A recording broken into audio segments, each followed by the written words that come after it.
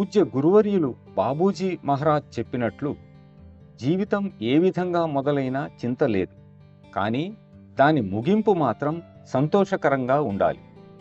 సరైన దానిని చెయ్యటానికి కావలసిన స్వేచ్ఛయే నిజమైన స్వేచ్ఛ అని నా మాస్టర్ గారు బోధించారు. సరైనది ఏమిటన్నది హృదయం నుండి రావాలి. నీవు సాధనను క్రమం తప్పకుండా చేస్తూ మాస్టర్ గారి స్మరణలో ఉంటే అప్పుడు నీలో అంతరంగిక స్వేచ్ఛను పెంపొందించుకుంటావు. చిన్న చిన్న ఒడిదుడుకులను, నీ పరిసరాలలో ఉన్న నిర్బంధాలను అంగీకరించగలుగుతావు. సక్రమమైన దానిని ఎన్నుకోవడం, నీకు అత్యున్నతమైన దానిని ఆచరించటం అనేవి ప్రతి అభ్యాసి కర్తవ్యం. నీకు ఏది సక్రమమైనదో నీ హృదయానికి తెలుస్తుంది. హృదయాన్ని అనుసరించు. ధైర్యంతో ఫలితాలను మాస్టర్ గారికి వదిలిపెట్టు. ఆయన ఎల్లప్పుడూ నీతోనే ఉన్నారు.